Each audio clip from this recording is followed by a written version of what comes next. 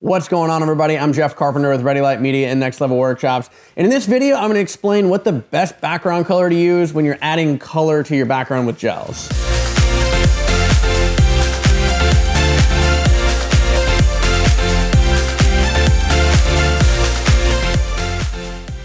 If you know me, you know I love shooting with gels, and a very practical way to use gels is to add color and change the color of your background with gels.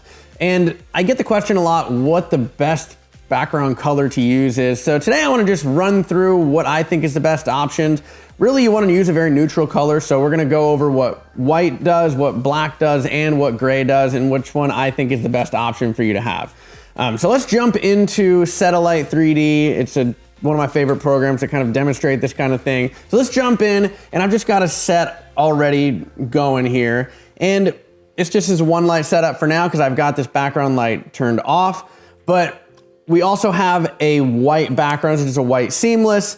So obviously to add color, we're gonna need to turn that light on. So I've got a blue gel on there, and I actually want to disable this, this key light. And right now, yeah, it's got some color, it's kind of a lighter blue, but one thing we're noticing, especially with the white, is basically when you throw a light onto that, that just creates a giant softbox that's gonna basically turn into a giant blue light that's gonna, kick back, and you start to see that, especially in the edges of the hair here.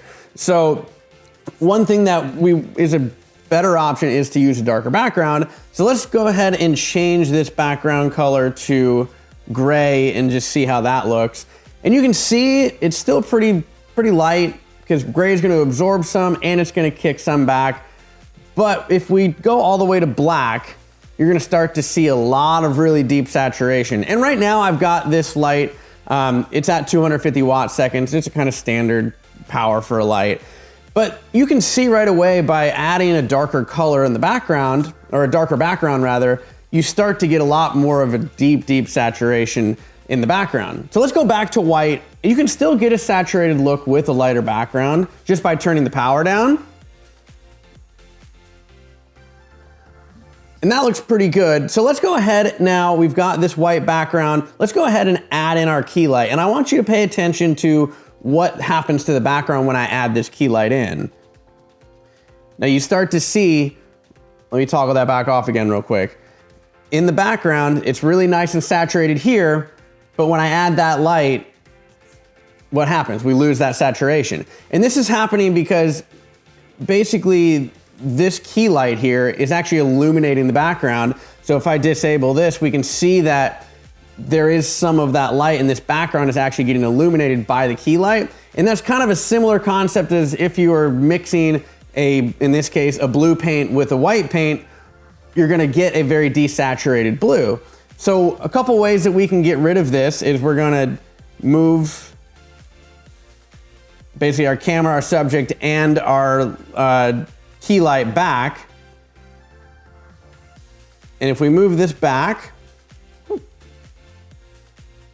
and then turn this on, now we're starting to get that saturation back, and the reason for that is because now this key light is really illuminating that background a lot less. So again, let me explain that a little bit, more of an abridged version. So if you have a neutral colored light mixed with a colored light, you're gonna get desaturated light, much like if you're gonna mix two, a white paint and a colored paint together, you're gonna get a really desaturated color. Same thing happens in photography and the lighting. So one way to get rid of that is to, move your light further away. Obviously, to do that, you're gonna need a space that allows that to happen.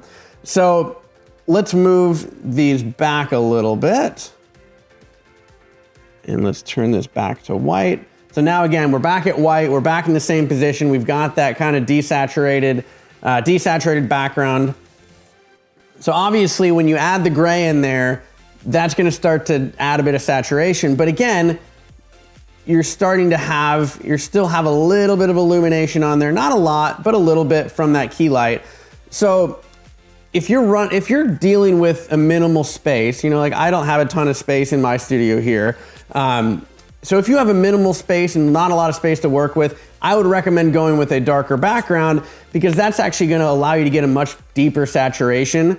And I think gray personally is the best option for this because you can you can do a lot more with a gray background than you can with a black background, right? Yeah, black, you're gonna get a really nice deep saturation, but the gray, you can turn it dark pretty easily. You can also brighten it up and you know, get a brighter image. You can turn a gray background white very easily as well, but that's neither here nor there because we're talking about gels. A couple takeaways from this is the lighter the background, the more reflective, you know, it's gonna be, and we're gonna basically turn it into a softbox and get some kickback and some light there. But another thing to think about is the darker your background, the more powerful your light has to be. So if you're using the speed light or something like that, you might not have enough power output to actually illuminate a dark or black background. So I hope you enjoyed this video, and if you want to see more videos like this, be sure to subscribe and follow Readylight Media, and join me over on nextlevelworkshops.com, and I'll see you next time.